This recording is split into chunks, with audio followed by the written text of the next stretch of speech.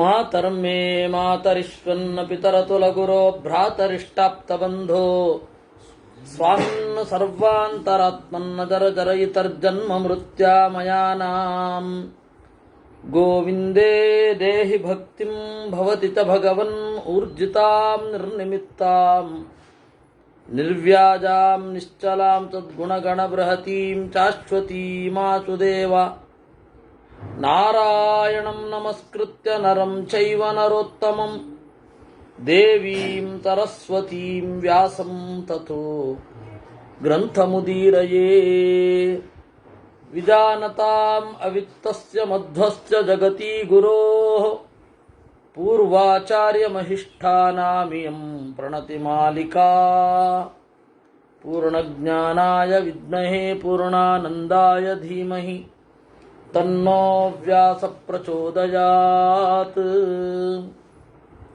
ಪೂರ್ವಿನ ವಂಶವನ್ನು ಹೇಳ್ತಾ ನಮಗೆ ನಕುಲ, ಸಹದೇವ ಮೊದಲಾದವರ ತನಕ ಹೇಳಿದ್ರು. ಆಮೇಲೆ ರೋಹಿಣಿಯಲ್ಲಿ ಅಂದರೆ ವಸುದೇವನ ಹೆಂಡಿರಲ್ಲಿ ಯಾರ್ಯಾರು ಹುಟ್ಟಿದ್ರು, ವಸುದೇವನ ಹೆಂಡತಿಯರು ಯಾರು ಅಂತ. ದೇವಕಿ ಒಬ್ಬಳೇ ಅಲ್ಲ, ಬೇಕಾಷ್ಟು ಜನ ಇದ್ರು.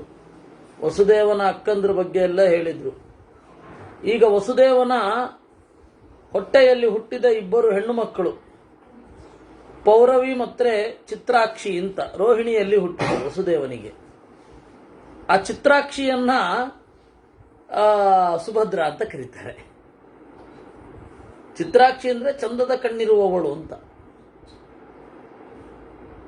ದೇವಕಿಯಲ್ಲಿ ಸುಷೇಣ, ಕೀರ್ತಿಮಾನ್, ಉದಾಸಿ, ಭದ್ರಸೇನ, ಋಷಿವಾಸ, ಆಮೇಲೆ ಭದ್ರವಿದೇಹ ಅಂತ ಹೇಳಿ ಇದ್ರು. ಇವರೆಲ್ಲರನ್ನ ಕೃಷ್ಣನಿಗಿಂತ ಮೊದಲು ಹುಟ್ಟಿದವರು. ಕೃಷ್ಣನ 6 ಜನ ಅಣ್ಣಂದ್ರು. ಅವರು ಕಂಸ ಎಲ್ಲರನ್ನು ಕೊಂದಿದ್ದ. ಸುಷೇಣ, ಕೀರ್ತಿಮಾನ್, ಅನಮೀವ, ಉದಾಸಿ, ಭದ್ರಸೇನ, ಋಷಿವಾಸ ಅಂತ. ಆಮೇಲೆ ಭದ್ರವಿದೇಹ, ಅವರು 6 ಜನರನ್ನ ಕಂಸ ಕೊಂದ.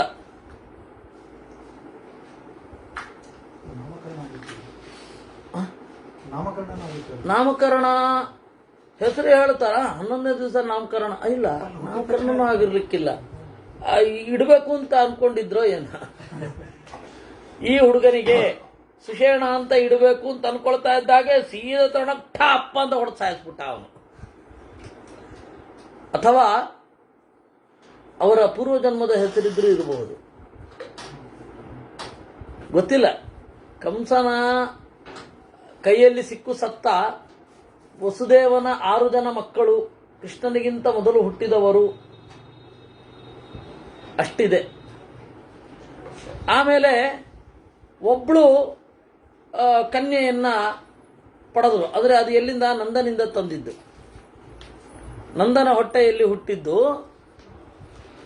ಅವಳು ಹೇಳಲು, ಅಯ್ಯೋ ನನ್ನನ್ನು ಯಾಕೆ ಕೊಲ್ತಾ ಇದ್ದಿ, ನನಗಿಂತ ಒಬ್ಬ ಬೇರೆಯವನು ಹುಟ್ಟಿದಾನೆ, ಅವನು ನಿನ್ನನ್ನು ಕೊಲ್ತಾನೆ ಅಂತಂದ್ಲು. ಅದು ಮತ್ತೆ ಅವಳ ಹೆಸರು ಏಕಾನಂಗ ಅಂತ. ಅವಳೇ ದುರ್ಗಾ. ಅವಳಿಗೆ ವಿಜಯ ಅಂತ ಹೆಸರು, ಭದ್ರ ಅಂತ ಹೆಸರು. ಮಹಾಭಾರತಾದಿಗಳಲ್ಲಿ ಅವಳ ಹೆಸರು ಏಕಾನಂಗ ಅಂತ ಉಲ್ಲೇಖ ಇದೆ. ಆಮೇಲೆ ಅವಳು ಯಾರಿಗೂ ಕಾಣದಂತೆ ವಸುದೇವ ಹಾಗೂ ದೇವಕಿಯರ ಪಕ್ಕದಲ್ಲಿ ಮಗುವಾಗಿ ಮಲಗಿದ್ಲಂತೆ. ಆಮೇಲೆ ಅವಳ ಜೊತೆಗೆ ಇದ್ದಕ್ಕಿದ್ದಾಗೆ ಮಧ್ಯದಲ್ಲಿ ಬಲರಾಮ ಹಾಗೂ ಕೃಷ್ಣರ ಜೊತೆಗೆ ಬರ್ತಾಳು. ಅವಳು ಎಲ್ಲರಿಗೂ ಕಾಣಿಸ್ಕೊಂಡಿರ್ತಾಳೆ. ಕಂಸ ಸತ್ತು ಹೋದ್ಮೇಲೆ ಅವಳಿದ್ದಾಳೆ ಅಂತ ಗೊತ್ತಾಯ್ತು. ಅವಳು ಕಂಸ ಇರುವಾಗಲೇನೆ ಅಲ್ಲಿ ಮೇಲ್ಗಡೆ ಹಾರು ಹೋದ್ಲಲ್ಲ, ಮತ್ತೆ ಬಂದು ವಸುದೇವ ದೇವಕಿಯರ ಜೊತೆಗೆ ಇದ್ಲಂತವಳು ದುರ್ಗಾ. ಪುನರೇವ ದೇವಕಿ ತಲ್ಪೇಶ ಯದ್ಬಾಲ ರೂಪ ಇವ ದುರ್ಗಾ ಅಂತ ಆಚಾರ್ಯರು ಹೇಳ್ತಾರೆ. ಎಲ್ಲಿಂದ ಹೇಳಿದ್ದು ಅಂತಂದ್ರೆ ಮಹಾಭಾರತ, ವಿಷ್ಣು ಪುರಾಣ ಎಲ್ಲ ಕಡೆ ಇದ್ದದ್ದನ್ನ ಸಂಗ್ರಹಿಸಿ ಆಚಾರ್ಯರು ಹೇಳಿದ್ದು. ಇವರೆಲ್ಲ ಮಹಾತ್ಮರು. ಸಪ್ತಮಂ ದೇವಕಿ ಪುತ್ರಂ ಮದನಂ ಶುಚಿವೇ ನೃಪ. ನಂದಕ, ಮದನ, ಗವೇಷಣ ಈ ರೀತಿ ಬಹಳ ಜನ ಹುಟ್ಟಿದ್ರು. ಆಮೇಲೆ ಬೇರೆ ಹೆಂಡಿರು ಇದ್ರು, ಅವನಿಗೆ ಬೇರೆ ಬೇರೆ ಜಾತಿಯವರು ಇದ್ರು. ಆಮೇಲೆ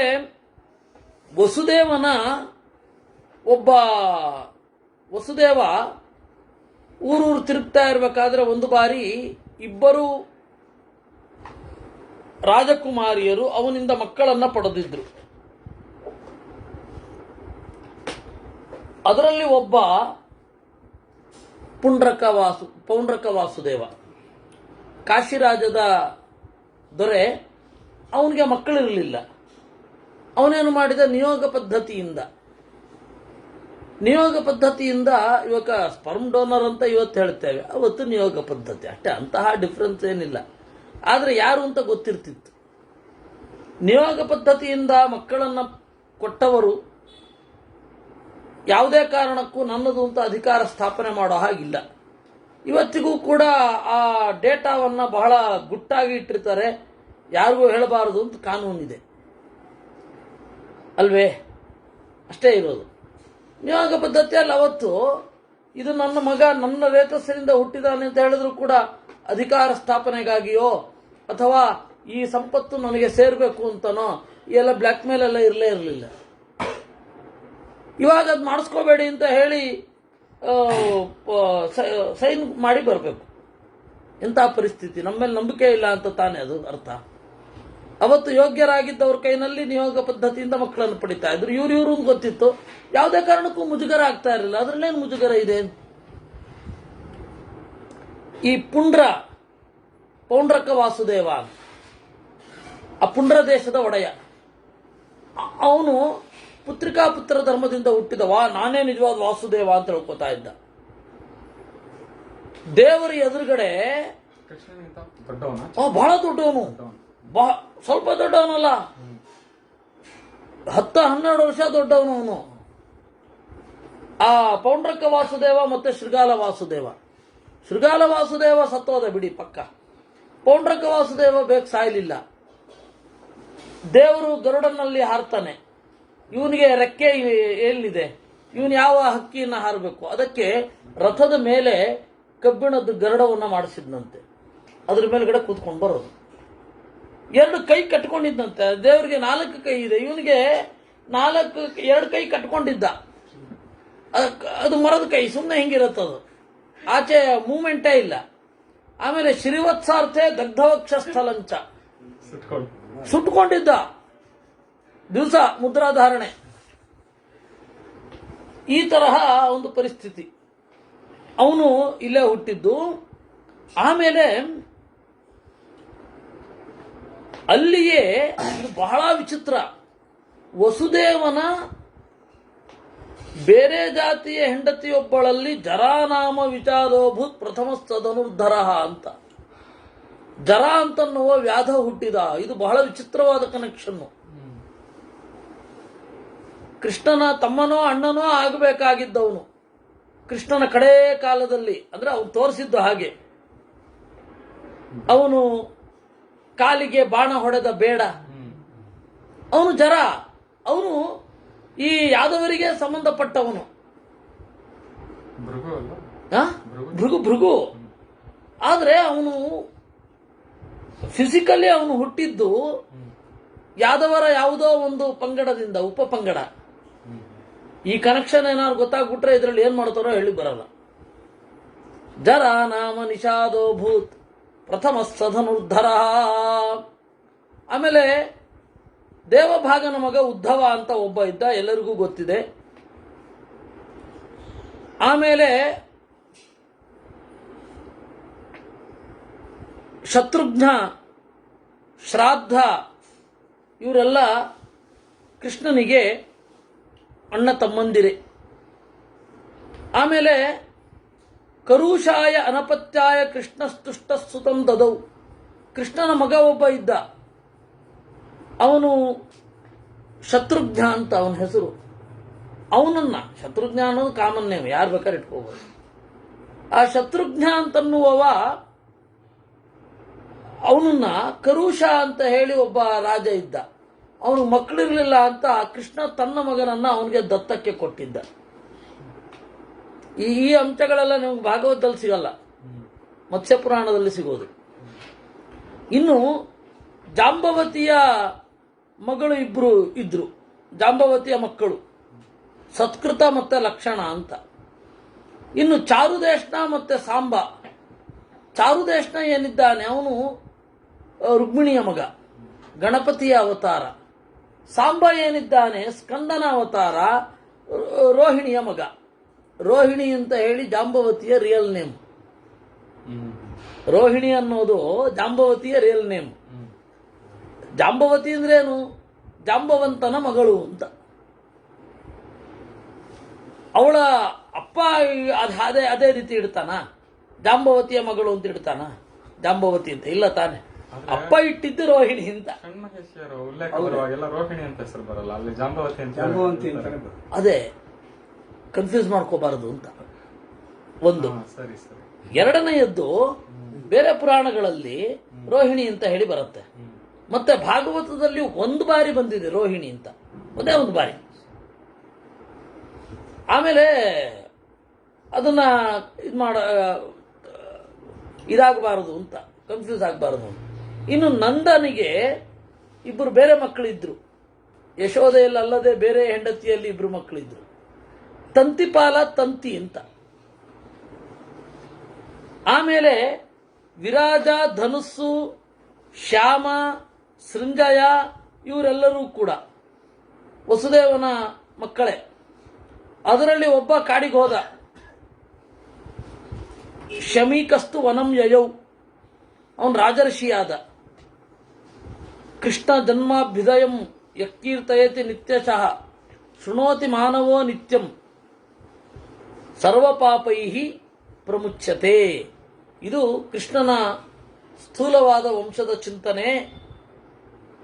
ಇದನ್ನು ಕೇಳಿದವನು ಒಳ್ಳೆಯದನ್ನ ಪಡೆಯುತ್ತಾನೆ, ಒಳಿತನ್ನು ಪಡೆಯುತ್ತಾನೆ. ಇಲ್ಲಿಗೆ 46ನೇ ಅಧ್ಯಾಯ ಆಯಿತು. ಅಥ ದೇವೋ ಮಹಾದೇವ ಪೂರ್ವಂ ಕೃಷ್ಣ ಪ್ರಜಾಪತಿ ವಿಹಾರಾರ್ಥಂ ಸದೇವೇಚೋ ಮಾನುಷೇಶ್ವಿಹ ಜಾಯತೆ. ಈ ಶ್ಲೋಕವನ್ನ ಕೇಳಿ ಒಮ್ಮೆ. ವಿಶಿಷ್ಟ ಪ್ರಮೇಯ ಏನೂ ಅಲ್ಲ, ಒತ್ತಿ ಏನನ್ನ ಹೇಳ್ತಾ ಇದ್ದಾರೆ ಪುರಾಣಗಳಲ್ಲಿ ಅಂತ. ಮಹಾದೇವ, ದೇವತೆಗಳಲ್ಲಿಯೇ ಹಿರಿಯನಾದ ಕೃಷ್ಣ, ವಿಹಾರಾರ್ಥಂ ಸದೇವೇಚ, ಆಟ ಆಡ್ಲಿಕ್ಕಾಗಿ ಮಾನುಷೇಷು ಇಹ ಜಾಯತೆ, ಮನುಷ್ಯರಲ್ಲಿ ಹುಟ್ಟುತ್ತಾನೆ. ಚತುರ್ಬಾಹುಸ್ತದಾ ಜಾತೋ ದಿವ್ಯ ರೂಪೋಜ್ವಲನ್ ಶ್ರಿಯ, ಹುಟ್ಟಬೇಕಾದ್ರೇನೆ 4 ಕೈ ಇತ್ತವನಿಗೆ ಕೃಷ್ಣನಿಗೆ.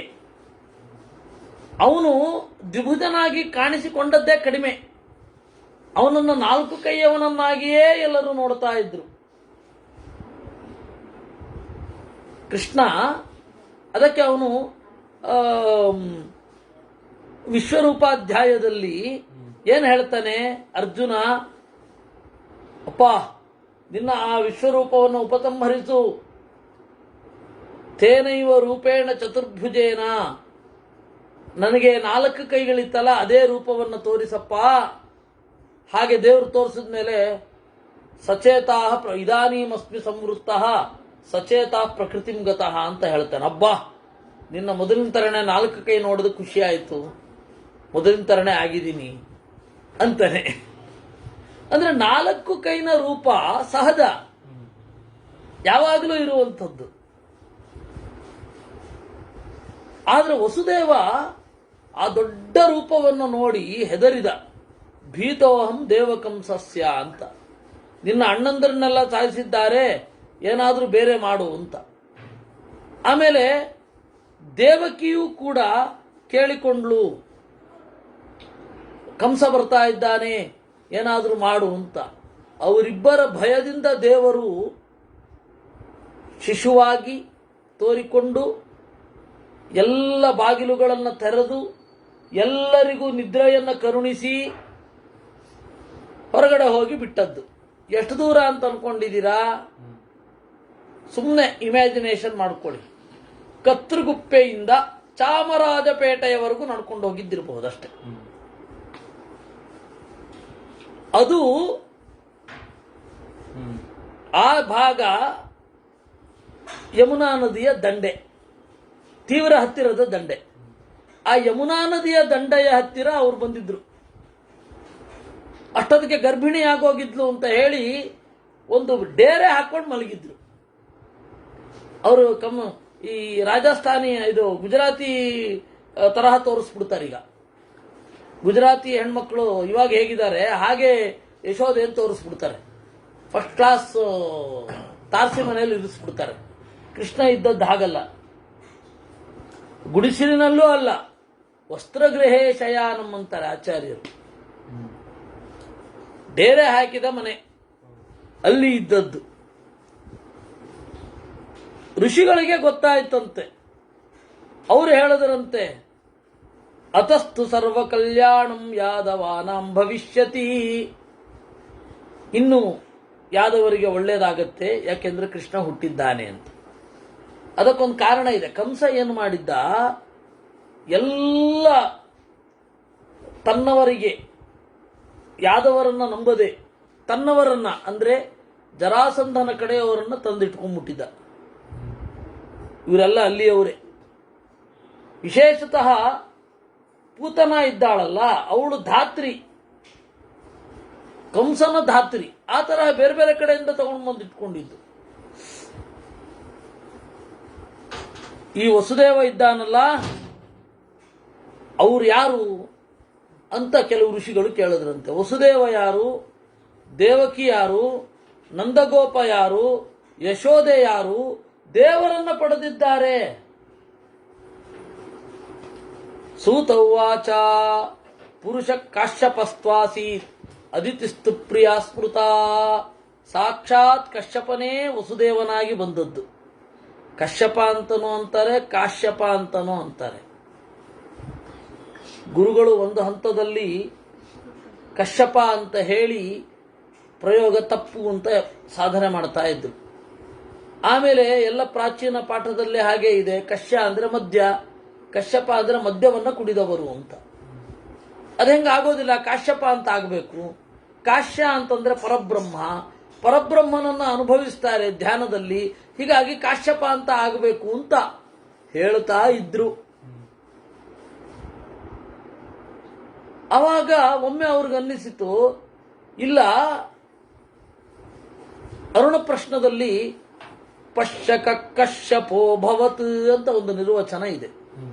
ಪಶ್ಯಕ ಅಂದ್ರೆ ಕಾಣುವವ, ಒಳಗಡೆಯ ಪ್ರಪಂಚವನ್ನ ಕಾಣುವವ ಪಶ್ಯಕ. ಅವನೇ ಉಲ್ಟಾಗಿ ಕಶ್ಯಪ ಆಗಿರೋದು ಅಂತ. ಪಶ್ಯಕ ಕಶ್ಯಪ. ಆಮೇಲೆ ಅವರು ಅದನ್ನ ಹೇಳಿದ್ದಾರೆ. ಹಾಗೆ ಕೆಲವೊಂದು ವಿಚಾರಗಳಲ್ಲಿ ಇಲ್ಲ, ನಾನು ಮೊದಲು ಅವಾಗ ಹಾಗೆ ಅನ್ಕೊಂಡಿದ್ದೆ, ಆಮೇಲೆ ಇವಾಗ ಹೀಗೆ ಅನ್ನಿಸ್ತಾ ಇದೆ ಅಂತ ಹೇಳಿದ್ದಾರೆ. ಅದು ಒಬ್ಬ ಸಂಶೋಧಕನ ದೊಡ್ಡಸ್ತಿಕೆ. ಇಲ್ಲ, ನಾನು ಇದರಿಂದ ಆಚೆ ಬಂದೆ ಅಂತ. ಬದಲಾಗಲಿಲ್ಲ ಅಂತಂದ್ರೆ ನೀವು ಬೆಳಿಲೇ ಇಲ್ಲ ಅಂತ ಅರ್ಥ. ಎಷ್ಟೋ ಕಡೆಗೆ ಅಥ ಕಾಮಾನ್ ಮಹಾಬಾಹು ದೇವಕ್ಯ ಸಮಪೂರಯತ್. ದೇವರು ಅವರಿಬ್ಬರ ಬಯಕೆಗಳನ್ನು ಈಡೇರಿಸಲಿಕ್ಕೆ, ಗೃಹಸ್ಥರ ಸೊಬಗನ್ನ ಅನುಭವಿಸಲಿಕ್ಕೆ ಭೂಮಿಗೆ ತಂದಿದ್ದು. ಧರ್ಮ ನಷ್ಟ ಆದಾಗ ವೃಷ್ಟಿಕುಲದಲ್ಲಿ ಹುಟ್ಟಲಿಕ್ಕೆ ಇವರಿಬ್ಬರನ್ನ ಆರಿಸಿಕೊಂಡದ್ದು. ಇನ್ನು ರುಕ್ಮಿಣಿ ಸತ್ಯಭಾಮೆ, ನಗ್ನಜಿತನ ಮಗಳು ನೀಲ, ಆಮೇಲೆ ಸುಭಾಮ, ಶೈಬ್ಯ, ಗಾಂಧಾರಿ, ಲಕ್ಷಣ, ಮಿತ್ರವಿಂದ, ಕಾಳಿಂದಿ, ಜಾಂಬವತಿ, ಸುಶೀಲ, ಮಾದ್ರಿ, ವಿಜಯ, ಇವೆಲ್ಲ ದೇವಿಯರು. ವಿಶೇಷತಃ 8 ಜನ ಮಹಿಷಿಯರ ಬಗ್ಗೆ ಗೊತ್ತು. 16,000 ಮಹಿಷಿಯರಲ್ಲಿ 16,100 ಶ್ರೀಕೃಷ್ಣನ ಹೆಂಡತಿಯರಲ್ಲಿ ಪ್ರಧಾನರಾದವರು ಕೆಲವರು ಇದ್ದಾರೆ. ವಿಜಯ ಅಂತ ಒಬ್ಳು, ಕಶೇರು ಅಂತ ಇನ್ನೊಬ್ಳು. ಕಶೇರು ಅಂತ ಅವಳ ಹೆಸರು, ವಿಜಯ ಅಂತ. ರುಕ್ಮಿಣಿ ಏನು ಮಾಡಿದ್ಲು, ಒಳ್ಳೊಳ್ಳೆ ಮಕ್ಕಳನ್ನ ಪಡೆದ್ರು. ಚಾರುದೇಶ್ನ, ಪ್ರದ್ಯುಮ್ನ, ಸುಚಾರು, ಭದ್ರಚಾರು, ಸುದೇಶ್ನ, ಭದ್ರ, ಪರಶು, ಚಾರುಗುಪ್ತ, ಚಾರುಭದ್ರ, ಸುಚಾರು, ಚಾರುಹಾಸ ಅಂತ 10 ಜನ ಮಕ್ಕಳು. ಒಬ್ಬಳು ಮಗಳು ಚಾರುಮತಿ ಅಂತ. ಅದೇನು ಚಕಾರ ಪ್ರೀತಿಯೋ, ಪ್ರದ್ಯುಮ್ನನ್ನು ಬಿಟ್ಟರೆ ಉಳಿದವರೆಲ್ಲ ಚಗಳು. ಸತ್ಯಭಾಮೆಯಲ್ಲಿ ಭಾನು, ಭ್ರಮರತೇಕ್ಷಣ, ರೋಹಿತ, ದೀಪ್ತಿಮಾನ್, ತಾಮ್ರ, ಚಕ್ರ, ಜಲಂಧಮ ಅಂತ. ಆಮೇಲೆ ಜಾಂಬವತಿಗೆ ಸಾಂಬ, ಸಮಿತಿ ಶೋಭನ, ಮಿತ್ರವಾನ್, ಮಿತ್ರವಿಂದ ಆಯ್ತಾ, ಹಾಗೆ ಮಿತ್ರವಿಂದ ಅಂತ. ಮಿತ್ರವಿಂದ ಅವಳೇನು ಮಾಡಿದ್ಲು, ಮಿತ್ರಬಾಹು, ಸುನೀತ ಮೊದಲಾದವುಗಳನ್ನೆಲ್ಲ ಪಡೆದ್ರು. ಹೀಗೆ ಸಾವಿರ ಲಕ್ಷಾಂತರ, ಲಕ್ಷಮೇಕಂ ಪುರಾ ಪ್ರೋಕ್ತಂ ಪುತ್ರಾಣಾಂಚ ದ್ವಿಜೋತ್ತಮಾ ಉಪಸಂಗಸ್ಯ ದುಸುತೌ ವಜ್ರ ಸಂಕ್ಷಿಪ್ತ ಏವಚ. ಇಷ್ಟೆಲ್ಲ ಮಕ್ಕಳು ಮೊಮ್ಮಕ್ಕಳು ಎಲ್ಲ ಬಂದವರು. ಉಳಿದದ್ದು ಅನಿರುದ್ಧನ ಮಗ ವಜ್ರ ಒಬ್ಬನೇ, ಅವನೇ ರಾಜ್ಯಭಾರ ಮಾಡಿದ್ದು. ಕೃಷ್ಣನ ಮೊಮ್ಮಗ ಅನಿರುದ್ಧ, ಕೃಷ್ಣನ ಮಗ ಪ್ರದ್ಯುಮ್ನ, ಪ್ರದ್ಯುಮ್ನನ ಮಗ ಅನಿರುದ್ಧ, ಅನಿರುದ್ಧನ ಮಗ ವಜ್ರ. ಅವನು ಸಂತತಿಯನ್ನ ಮುಂದುವರಿಸಿದ್ದು. ಭೂರಿ, ಇಂದ್ರಸೇನ, ಭೂರಿ, ಗವೇಷಣ ಅಂತೆಲ್ಲ ಮಕ್ಕಳಿದ್ರು. ಪ್ರದ್ಯುಮ್ನನಿಗೆ ವೈದರ್ಭಿಯಲ್ಲಿ ಅನಿರುದ್ಧ ಅನ್ನೋನು ಹುಟ್ಟಿದ. ಅವನಿಗೆ ಅನಿರುದ್ಧ ಅಂತ ಯಾಕೆ ಗೊತ್ತಾ, ಯುದ್ಧ ಭೂಮಿಯಲ್ಲಿ ಇವನನ್ನು ಯಾರೂ ತಡೆಯುವವರಿಲ್ಲ ಅಂತ. ನಿರುದ್ಧ ಅಂದ್ರೆ ತಡೆದವರು. ಇವನನ್ನು ಯುದ್ಧ ಭೂಮಿಯಲ್ಲಿ ಯಾರು ತಡಿಲಿಕ್ಕೆ ಆಗೋದೇ ಇಲ್ಲ, ಎಲ್ಲರನ್ನ ಕೊಂದೇ ಕೊಲ್ತಾನೆ. ಅದರಿಂದಾಗಿ ಅವನು ಅನಿರುದ್ಧ ಅಂತ. ಅವನೇನು ಮಾಡಿದ, ಅಪ್ಪನ ತರಹವೇ ರುಗ್ಮಿಯ ಮೊಮ್ಮಗಳನ್ನ ಎತ್ತಾಕೊಂಡು ಬಂದು ಮದುವೆ ಆದ. ಅಲ್ಲಿ ಹುಟ್ಟಿದವನೇ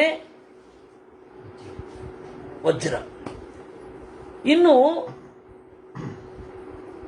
ಸಾಂಬಾಲ್ಲೇಬೆ ತರಸ್ವಿನಃ, ಸಾಂಬ ಅಂತ ಹೇಳಿ, ಸಾಂಬ ಮದುವೆ ಆಗಿದ್ದು ಯಾರನ್ನು ಗೊತ್ತಾ, ದುರ್ಯೋಧನನ ಮಗಳನ್ನ, ಲಕ್ಷಣ ಅಂತ ಅವಳ ಹೆಸರು. ಅವಳಿಗೆ ಕಾಶ್ಯ ಅಂತ ಒಂದು ಹೆಸರಿತ್ತು. ಯಾಕೆ ಅಂದ್ರೆ ಅವರಮ್ಮನು ಕಾಶಿ ದೇಶದವಳು. ಆ ಕಾಶಿ ದೇಶದವಳು, ಅವಳ ಹೆಸರೇನು ಅಂತ ಗೊತ್ತಿಲ್ಲ. ಭಾನುಮತಿ ಅಂತೆಲ್ಲ ಹೇಳ್ತಾರಲ್ಲ, ಅದೆಲ್ಲ ಇವ್ರ ಕಲ್ಪನೆ, ಕನ್ನಡದ ಕವಿಗಳ ಕಲ್ಪನೆ. ಅವಳ ಹೆಸರೇನು ಅಂತ ಗೊತ್ತಿಲ್ಲ, ಹೇಳಲಿಲ್ಲ. ಯಾಕೆ ಬೇಕು, ಎಲ್ಲಿ ಅಗತ್ಯವೋ ಹೇಳ್ತಾರೆ. ಆದ್ರೆ ಒಂದು ಮಾತ್ರ ಹೌದು, ದ್ರೌಪದಿಗೆ ದುಃಖ ಆದಾಗ ಇವರೆಲ್ಲ ಸಂಭ್ರಮಿಸಿದ್ರಂತೆ.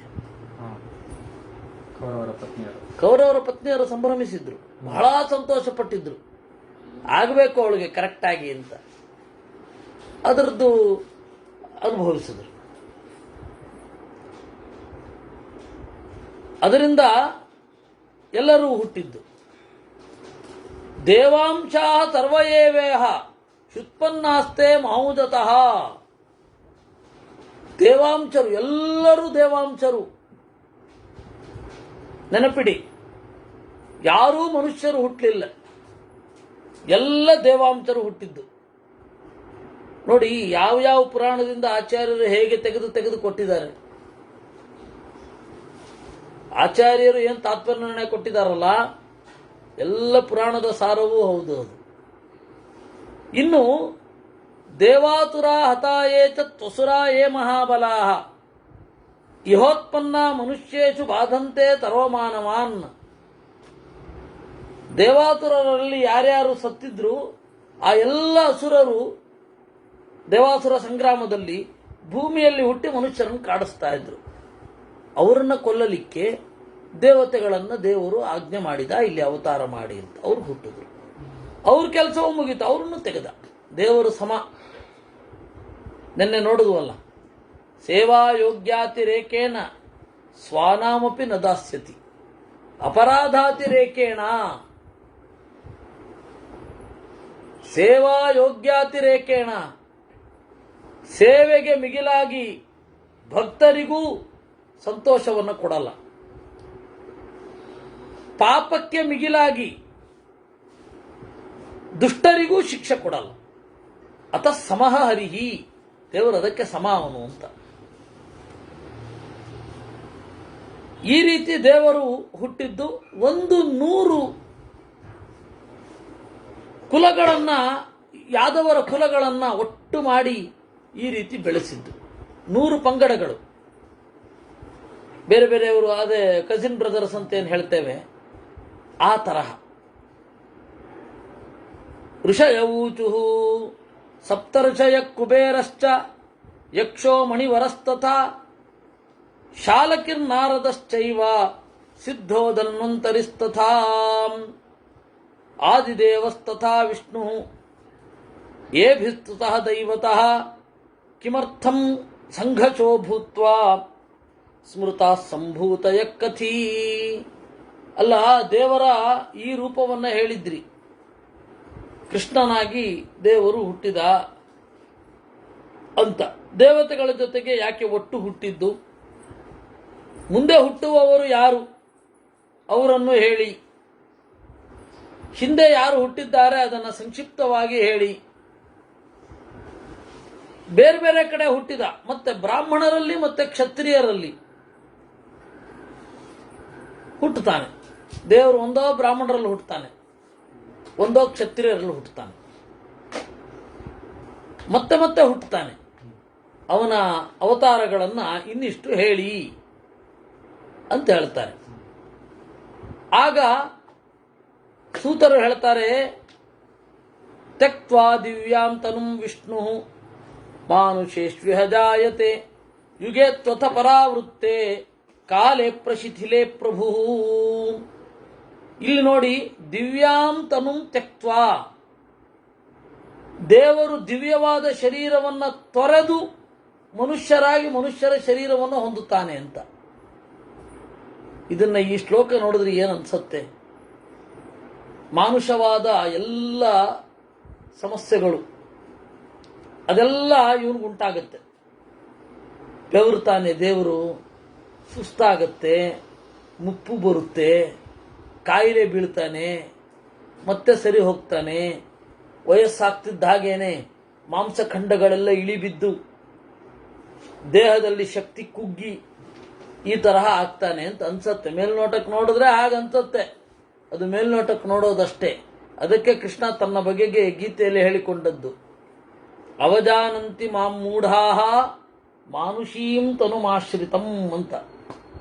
ನನ್ನನ್ನ ಮಾನುಷೀಂ ತನುಮಾಶ್ರಿತಂ, ಮನುಷ್ಯರಂತೆ ಕಾಣುವ ಶರೀರವನ್ನು ತೊಟ್ಟಿರ್ತೇನೆ ಅಂತ ಎಲ್ಲರೂ ನನ್ನನ್ನ ಕಡೆಗಣಿಸುತ್ತಾರೆ. ಕೃಷ್ಣನು ಒಬ್ಬ ಮನುಷ್ಯ ಅಂತ ಅಂದುಕೊಳ್ಳುತ್ತಾರೆ. ವಾಸ್ತವಿಕವಾಗಿ ಅದು ಅಜ್ಞಾನ, ವಿಪರೀತ ಜ್ಞಾನ. ಇನ್ನು ದೇವತೆಗಳು ಮತ್ತೆ ಅಸುರರ ಜಗಳ ಜೋರಾದಾಗ ಅವನು ಹುಟ್ಟೋದು. ಹಿರಣ್ಯಕಶಿಪೌ ದೈತ್ಯೆ ತ್ರೈಲೋಕ್ಯಂ ಪ್ರಾಕ್ ಪ್ರತಿಷ್ಠಿತೆ ಪ್ರಶಾಸತಿ. ಹಿರಣ್ಯಕಶಿಪು ವಿಜೃಂಭಿಸಿದಾಗ ದೇವರು ನರಸಿಂಹನಾಗಿ ಬಂದ, ಬಲಿಯಾದಾಗ ಅವನು ವಾಮನನಾಗಿ ಬಂದ. ಮೃದೋ ಬಲಿ ವಿಮರ್ದಾಯ ಸಂಪ್ರವೃದ್ಧ ಸುದಾರುಣ. ಈ ರೀತಿ ಭೃಗುವಿನ ಶಾಪ ನಿಮಿತ್ತದಿಂದಾಗಿ ಧರ್ಮವ್ಯವಸ್ಥಾನವನ್ನು ಮಾಡಲಿಕ್ಕಾಗಿ ಬಂದ.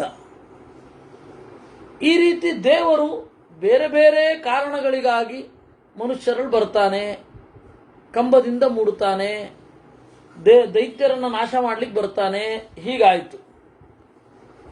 ಆಗ ಮುನಿಗಳು ಹೇಳಿದ್ರು, ಓಹೋ, ದೇವತೆಗಳು ಮತ್ತೆ ಅಸುರರು ಇಬ್ಬರು ಗಲಾಟೆ ಮಾಡ್ತಾ ಇದ್ದಾಗ ಬೇರೆ ಸಮಯದಲ್ಲಿ ಸುಮ್ಮನೆ ಇರ್ತಾನೆ. ಆ ಅವಸ್ಥೆ ಪೀಕ್ಗೆ ಹೋದಾಗ ಬರ್ತಾನೆ ಅಲ್ವೇ? ಅದ್ರ ಬಗ್ಗೆನೂ ಒಂದು ಸ್ವಲ್ಪ ಹೇಳಿ. ಆಯ್ತು, ಹೇಳ್ತೇನೆ. ಯಾವಾಗ ಹೇಗೆ ಹೇಗೆ ಹುಟ್ಟಿದ್ದು ಅಂತ ಹೇಳ್ತೇನೆ. ನಾಮತಸ್ತು ಸಮಾಸೇನ ಶೃಣುತೈಷಾಂ ವಿವಕ್ಷತಃ. ಸಂಕ್ಷಿಪ್ತವಾಗಿ ಹೇಳ್ತೇನೆ. ಮೊದಲು ಬಂದದ್ದು ನರಸಿಂಹ,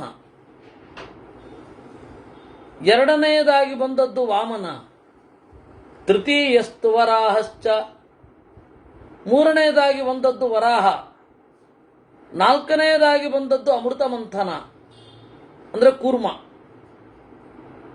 ಆಮೇಲೆ ಐದನೆಯ ಯುಗದಲ್ಲಿ ತಾರಕಾಮಯ ಸಂಜಾತಃ, ಭೀಕರವಾದ ಯುದ್ಧ ಬಂತು.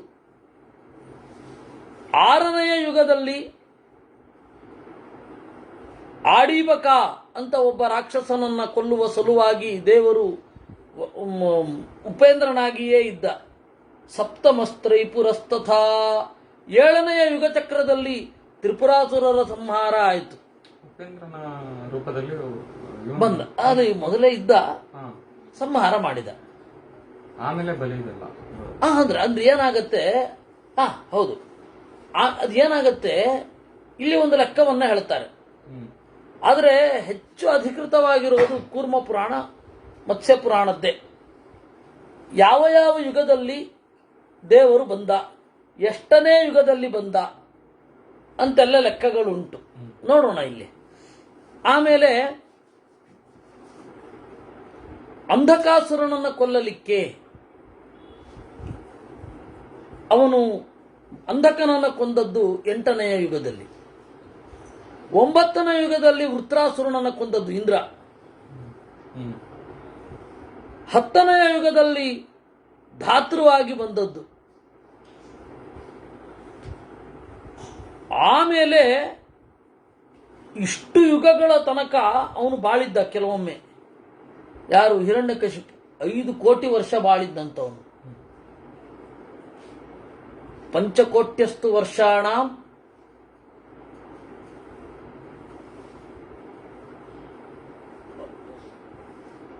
ಶಾಸನಂ ಅಕರೋತ್ತಥ. 5 ಕೋಟಿ ಮಹಾಭಾರತದಲ್ಲಿ ಹೇಳ್ತಾರೆ, 5 ಕೋಟಿ ವರ್ಷ. ಹೀಗಾಗಿ ಅವನು ಮೊದಲು ಬಂದದ್ದು ಇದನ್ನೆಲ್ಲ ನೋಡ್ಕೊಂಡೇ ಬಂದಿದ್ದಾನ ಅವನು. ಹಾಗೆ ಬಂದಾಗ ಹಿರಣ್ಯಕಶಿಪು ಏನು ಮಾಡಿದ, ನರಸಿಂಹನಿಂದ ಸತ್ತಿದ್ದು. ವಾಮನೇನ ಬಲಿರ್ಬದ್ಧ ತ್ರೈಲೋಕ್ಯಾಕ್ರಮಣೇ ಪುರ. ವಾಮನ ಬಲಿಯನ್ನ ಕಟ್ಟಿ ಹಾಕಿದ. ಮೊದಲು ಹಿರಣ್ಯಕಶಿಪು ಹೋದ ಮೇಲೆ ವಾಮನ ಬಂದದ್ದು. ಅದು ಕರೆಕ್ಟ್. ಹಿರಣ್ಯಕಶಿಪುವನ್ನ ಸಾಯಿಸಿದಾಗ ಪ್ರಹ್ಲಾದ ಚಿಕ್ಕ ಹುಡುಗ, ವಾಮನಾವತಾರ ಆಗಿದ್ದು ಬಲಿಯ ಕಾಲದಲ್ಲಿ. ಬಲಿ ಪ್ರಹ್ಲಾದನ ಮೊಮ್ಮಗ, ಬಲಿ ಪ್ರಹ್ಲಾದನ ಮೊಮ್ಮಗ. ಇಂದ್ರೇಣೈವಂತು ವಿಕ್ರಮ್ಯ ನಿಹತ್ಯಸ್ತಾರಕಾಮಯೇ. ಆ ವಿರೋಚನ ಏನಿದ್ದಾನೆ, ವಿರೋಚನಸ್ತು ಪ್ರಹ್ಲಾದಿ ನಿತ್ರಮಿಂದ್ರವದೋಧ್ಯತಃ. ಪ್ರಹ್ಲಾದನ ಮಗ ವಿರೋಚನ, ವಿರೋಚನ ಮಗ ಬಲಿ. ಆ ವಿರೋಚನ ಏನಿದ್ದಾನೆ, ಇಂದ್ರನನ್ನ ಕೊಲ್ಲಬೇಕು ಅಂತ ಕಾಯ್ತಾ ಇದ್ದ. ದೇವರು ಇಂದ್ರನಿಗೆ ವರ ಕೊಟ್ಟ. ಇಂದ್ರ ವಿರೋಚನನನ್ನ ಕೊಂದು ಹಾಕಿದ. ಆಮೇಲೆ ಬಲಿ ಬಂದ. ನಿಹತಾದಾನವಾಸ್ತರವೇ ತ್ರೈಲೋಕ್ಯ ತ್ರ್ಯಂಬಕೇಣ ಹಿ ಅಸುರಾಶ್ಚ ಪಿಶಾಚಾಶ್ಚ ದಾನವಾಶ್ಚಾಂಧಕಾಹವೇ. ಈ ಅಂಧಕಾಸುರನನ್ನ ಕೊಂದದ್ದು ಸದಾಶಿವ. ಶಿವ ಮತ್ತೆ ಇಂದ್ರ ಇಬ್ರು ಸೇರಿ. ವಿಶೇಷತಃ ಶಿವನ ಪಾತ್ರ ಜಾಸ್ತಿ. ಅಂಧಕಾಸುರನನ್ನು ಕೊಂದವ ಅಂತ. ಅವಾಗ ಅಸುರರು, ಪಿಶಾಚರು, ದಾನವರು ಎಲ್ಲ ಶಿವನ ಬಳಿ ಬಂದು ಬೇಡಿಕೊಂಡ್ರಂತೆ, ನಿನ್ನ ಆಸರೆ ಕೊಡು ಅಂತ. ಆ ಶಿವ ಇವ್ರಿಗೆಲ್ಲರಿಗೂ ಆಸರೆ ಕೊಟ್ಟ. ಅದರಿಂದಾಗಿ ಶಿವ 3 ತರಹದ ಜನರಿಗೆ ಆಸರೆ: ಸಾತ್ವಿಕರಿಗೆ, ರಾಜಸರಿಗೆ, ತಾಮಸರಿಗೆ. ತದಾ ವಿಷ್ಣು ಸಹಾಯೇನ ಮಹೇಂದ್ರೇಣ ನಿವರ್ತಿತಃ ಹತೋಧ್ವಜೇ ಮಹೇಂದ್ರೇಣ ಮಾಯಾಚ್ಛನ್ನಸ್ತು ಯೋಗವಿತ್ ಧ್ವಜಲಕ್ಷಣಮಾವಿಶ್ಯ ವಿಪ್ರಚಿತ್ತಿ ಸಹಾನುಜಃ. ವಿಪ್ರಚಿತ್ತಿ ಅಂತ ಹೇಳಿ ಒಂದು ಕ್ಯಾರೆಕ್ಟರ್ ಇದೆ, ಯಾರ ಗಮನಕ್ಕೂ ಬಂದಿಲ್ಲ ಅದು. ಕಲಿ ಆದ್ಮೇಲೆ ಕಾಲನೇಮಿ ಆದಮೇಲೆ ಮೋಸ್ಟ್ ಪವರ್ಫುಲ್ ಕ್ಯಾರೆಕ್ಟರ್, ಬಹಳ ಪವರ್ಫುಲ್ ಆದ ಕ್ಯಾರೆಕ್ಟರ್. ಆ ವಿಪ್ರಚಿತ್ತಿ ಇಲ್ಲಿ ಬಹಳ ಬಾರಿ ಬಂದು ಮುಖ್ಯ ಪ್ರಾಣನಿಂದಲೇ ಸಾಯ್ತಾ ಇದ್ದದ್ದು. ಆ ವಿಪ್ರಚಿತ್ತಿಯೇ ಮುಂದೆ ಜರಾಸಂಧನಾಗಿ ಬಂದದ್ದು. ಅವನು ಇಂದ್ರನಿಂದ ತಪ್ಪಿಸಿಕೊಳ್ಳಲಿಕ್ಕೆ ಒಮ್ಮೆ ಧ್ವಜದ ರೂಪದಲ್ಲಿ ನಿಂತನಂತೆ. ಜಯನ್ ಕೋಲಾಹಲೇತರವಾನ್ ದೇವೈ ಪರಿವೃತೋ ವೃತ ಯಜ್ಞಸ್ಯ ಅವವೃಥೆ ದೃಶ್ಯೌ ಷಂಡಾಮರ್ಕೌತು ದೇವತೈ. ಷಂಡಾಮರ್ಕರು ಇಬ್ರು ಆ ವಿಪ್ರಚಿತ್ತಿಯನ್ನ ಕಾಪಾಡಲಿಕ್ಕೆ ಅಂತ ಅದೃಶ್ಯರಾಗಿ ಬಂದರು. ದೇವತೆಗಳು ಯಜ್ಞದಲ್ಲಿ ಅವರಿಬ್ಬರನ್ನ ನೋಡಿದ್ರು. ಅವರೆಷ್ಟೇ ಅದೃಶ್ಯರಾಗಿ ಬಂದರೂ ನೋಡಿದ್ರು.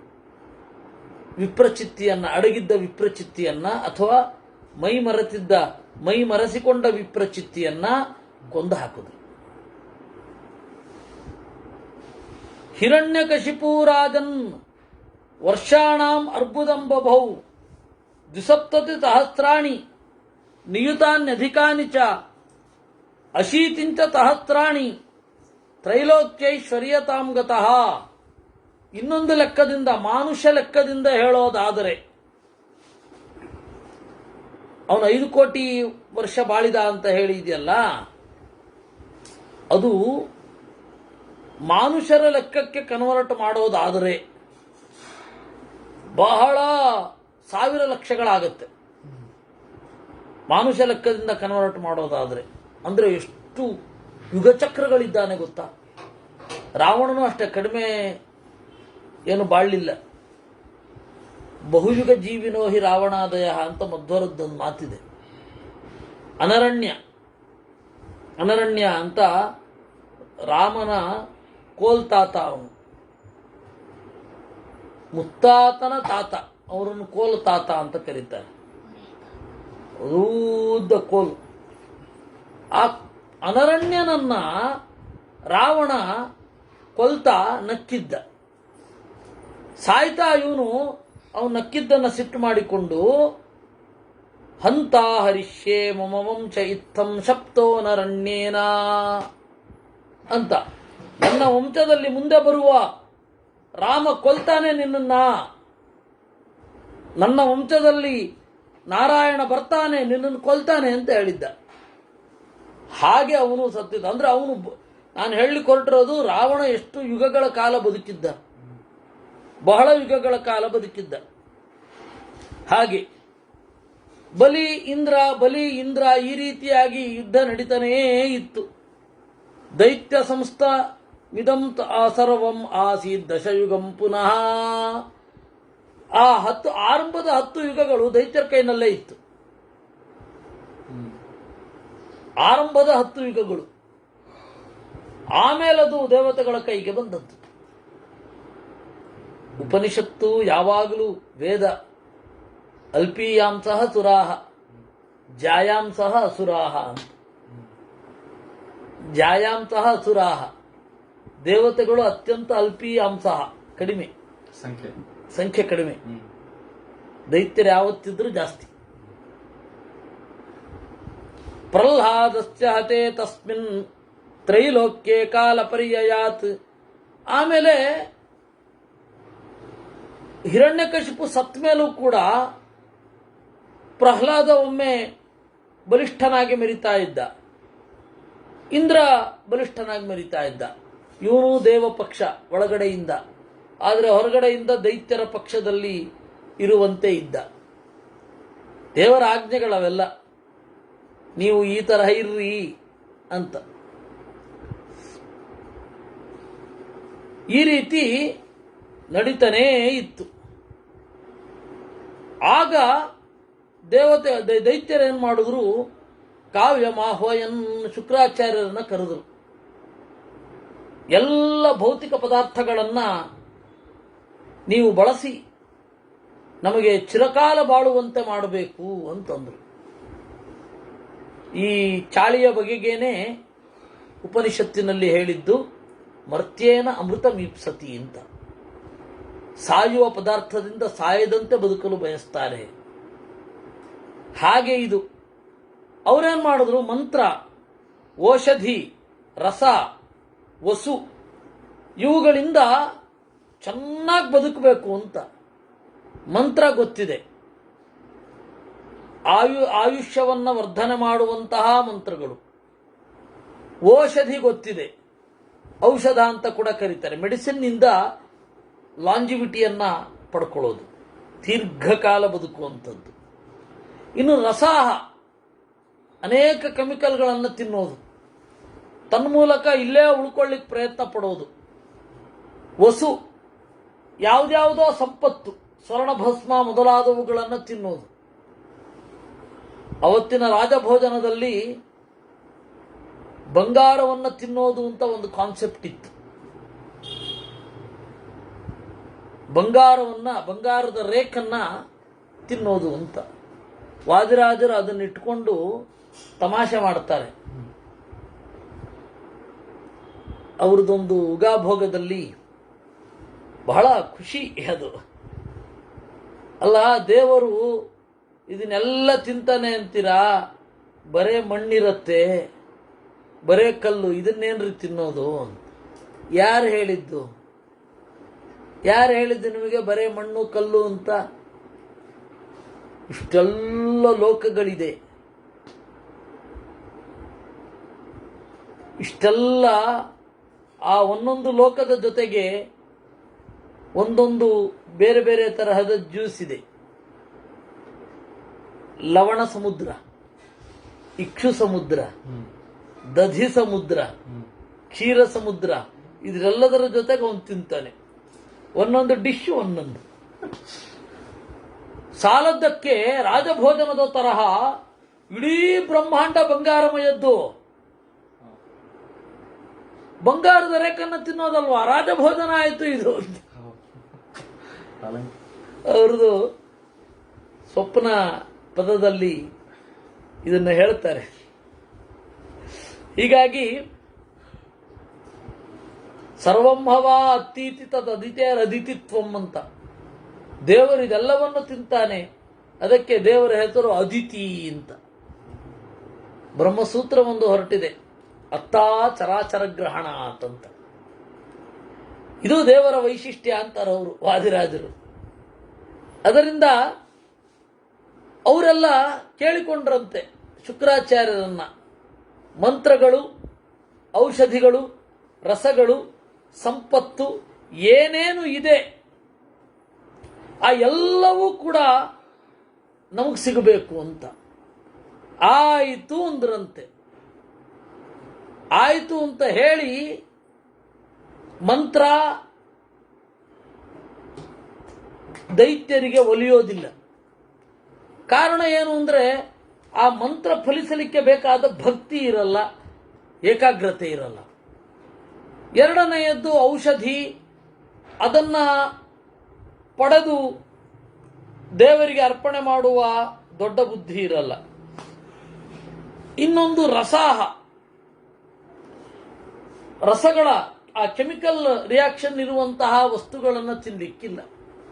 ಕಡೆಗೆ ನಾಲ್ಕನೆಯದ್ದು ವಸು, ಆ ವಸು ಮಾತ್ರ ಇರುತ್ತೆ, ಅದಕ್ಕೆ ಅವರಿಗೆ ಆ ಪಾದ ಮಾತ್ರ ಇದೆ ಅಂತಾರೆ. ಕೃತ್ಸನಾನಿ ಮಯಿ ತಿಷ್ಠಂತಿ ಪಾದಸ್ತೇಷಾಂ ಅಂತ. ಎಲ್ಲವೂ ನನ್ನಲ್ಲಿದೆ. ದೈತ್ಯರಲ್ಲಿ ಒಂದೇ ಒಂದು ಪಾದ ಇರೋದು ವಸು. ಉಪನಿಷತ್ತಿನಲ್ಲೂ ಈರಪಾದರು ಅಂತಾರೆ ಅವರಿಗೆ. ಈರಪಾದರು, ಈರ ಮುಖ್ಯ ಪ್ರಾಣ. ಮುಖ್ಯ ಪ್ರಾಣನ ಸಂಪತ್ತು ಅಂತ ಏನಿದೆ ಅದರಲ್ಲಿ ಭೌತಿಕ ಸಂಪತ್ತು ಮಾತ್ರ ಅವ್ರ ಹತ್ರ ಇರುತ್ತೆ. ಜ್ಞಾನ, ಭಕ್ತಿ, ವೈರಾಗ್ಯ ಭೌತಿಕ ಸಂಪತ್ತು. ಅದರಲ್ಲಿ ಭೌತಿಕ ಸಂಪತ್ತು ಮಾತ್ರ ಅವ್ರಿಗಿರೋದು. ಅದಕ್ಕೆ ಈರಪಾದರು ಅಂತ. ದೇವತೆಗಳಲ್ಲಿ ಎಲ್ಲ ಇದೆ, ಆದ್ರೆ ಬಳಸೋಲ್ಲ. ಪ್ರಕೃತಿಯ ವಿರುದ್ಧವಾಗಿ ಯಾವತ್ತೂ ಬಳಸೋಲ್ಲ. ನಾವಿವತ್ತು ಅನೇಕ ಪವಾಡಗಳನ್ನು ತಲೆ ಮೇಲೆತ್ತಿ ಮೆರೆಸ್ತಾ ಇದ್ದೇವೆ.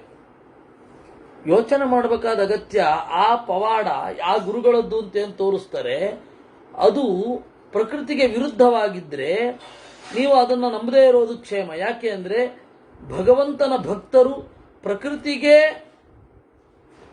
ಅನುಗುಣವಾಗಿ ನಡೀತಾರೆ. ಯಾಕೆಂದರೆ ಪ್ರಕೃತಿ ದೇವರು ಮಾಡಿದ ಸಂವಿಧಾನ, ಅದಕ್ಕೆ ತಗ್ಗಿ ನಡೀತಾರೆ.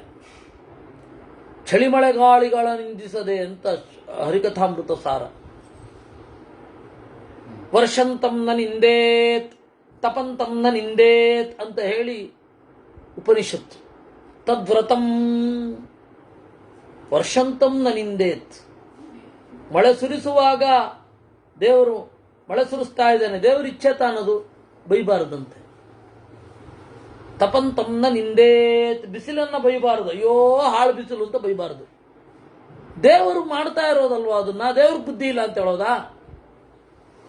ಅದರಿಂದಾಗಿ ಪ್ರಾಕೃತಿಕವಾದ ಯಾವುದನ್ನೂ ನಿಲ್ಲಿಸಬಾರದು, ಯಾವುದನ್ನು ಬೈಬಾರದು. ನಿಲ್ಲಿಸೋದು ಎಷ್ಟು ತಪ್ಪು. ಹೀಗಾಗಿ ಗೋಪಾಲದಾಸರ ಹೆಸರಿನಲ್ಲಿ ಏನೇನೋ ಹೇಳ್ತಾರೆ. ಒಂದ್ಸರ್ತಿ ಐ.ಜಿ. ರಾಮಾಚಾರ್ಯರು ಅಂತ, ಅವರೇ ಮುಂದೆ ವ್ಯಾಸ ತತ್ವಜ್ಞರಾಗಿದ್ದು ಅಂತ ಹೇಳ್ತಾರೆ. ಅವರು ಜಪಕ್ಕೆ ಅಂತ ಕೂತಿದ್ರಂತೆ, ಮಾತಾಡ್ತಾ ಇದ್ರಂತೆ. ಮಾತಾಡ್ತಾ ಇರ್ಬೇಕಾದ್ರೆ ಎದ್ರಂತ ಅವರು ಐ.ಜಿ. ರಾಮಾಚಾರ್ಯರು. ಯಾಕೆ ಎದ್ರಿ ಅಂದ್ರಂತೆ. ಅಯ್ಯೋ ಸಂಜೆ ಸಂಧ್ಯಾ ವಂದನೆಗೆ ಸಮಯ ಆಯಿತು. ಇನ್ನು ನಾವು ಹೇಳಿದ್ರೆ ಸೂರ್ಯ ಮುಳುಗೋಲ್ಲ ಅಂತ ಹೇಳಿ ತೋರಿಸಿದ್ರೆ ಆಕಾಶದಲ್ಲಿ ಇನ್ನೂ ಸೂರ್ಯ ಇದ್ದನಂತೆ. ಈ ಪವಾಡ ಕೇಳಿ ಕೆನ್ನೆ ತಟ್ಕೋತಾರೆ. ಆದರೆ ವಾಸ್ತವವಾಗಿ ಸುಮ್ಮನೆ ಹಾಗೆ ಯೋಚನೆ ಮಾಡಿ ನೀವು.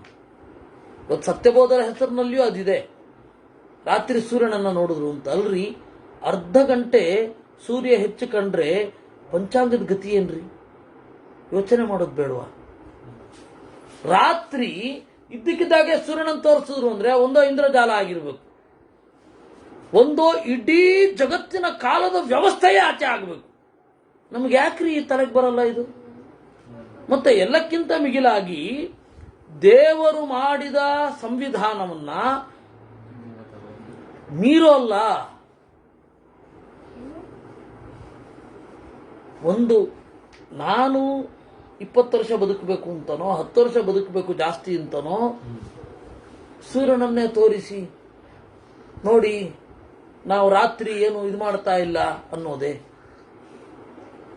ಕಾಲವನ್ನು ಮುಂದೆ ಹಾಕೋದೆ, ಏನೇನೋ ಕಥೆಗಳು. ಆ ವಿಷವನ್ನ ತಗೊಳ್ಳಿಕ್ಕೆ ಹೊರಟಿದ್ರು. ವಿಷ ದೇವರಿಗೆ ವಿಷ ಸಮರ್ಪಣೆ ಮಾಡಿದೆ ಅಂತ ನಾವು ವಿಷ ತಿನ್ನೋದಲ್ಲ. ಅದು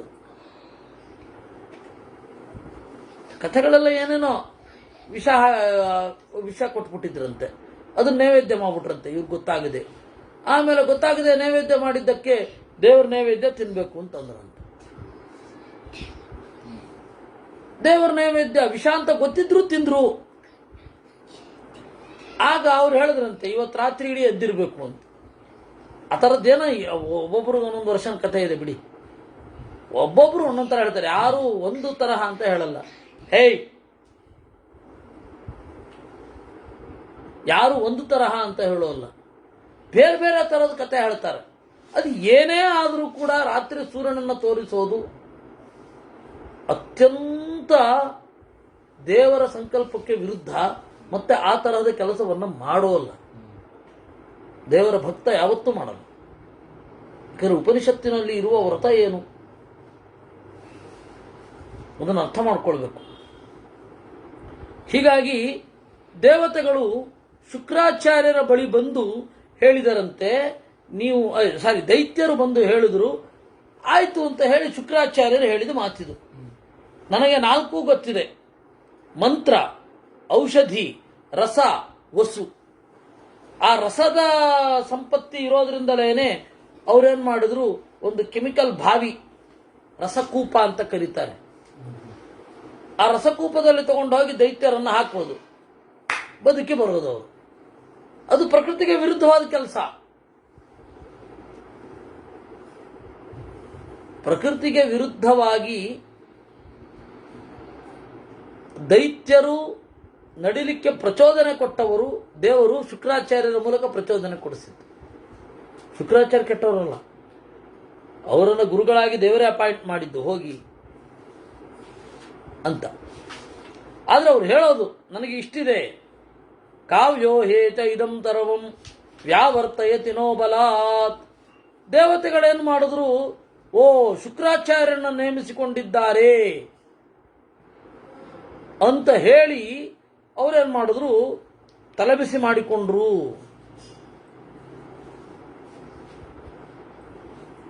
ಇದ್ದಕ್ಕಿದ್ದಾಗೆ ದಾಳಿ ಮಾಡಿದ್ರು ದೇವತೆಗಳು.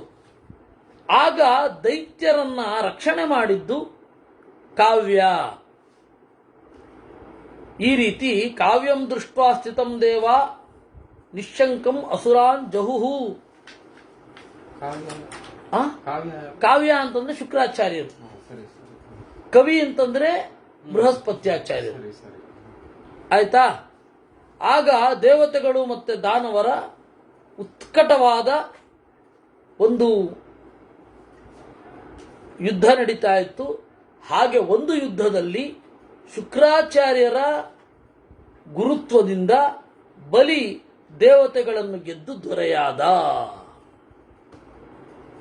ಇಷ್ಟು ಸಂಕ್ಷಿಪ್ತವಾಗಿ ಇವರು ಕಥೆಯನ್ನು ಹೇಳಿದ್ದಾರೆ. ಇಲ್ಲಿಂದ ಮುಂದುವರಿಬೇಕು. ಅದನ್ನು ನಾವು ಮುಂದಿನ ಬಾರಿ ಶನಿವಾರ ನೋಡೋಣ. ಶನಿವಾರ ಭಾನುವಾರ ಈ ಪುರಾಣವೇ ಮುಂದುವರಿಯುತ್ತೆ. ಕೃಷ್ಣಾರ್ಪಣಮಸ್ತು. ಶುಕ್ರಾಚಾರ್ಯರ ಪ್ರಾಬಲ್ಯಕ್ಕೇನು ಕಾರಣ ಅಂತ ನಿರೂಪಣೆ ಮಾಡ್ತಾರೆ. ನಾಳೆ ಯಥಾ ಪ್ರಕಾರ ಮಹಾಭಾರತ ಇದ್ದೇ ಇದೆ. ನಾಳೆ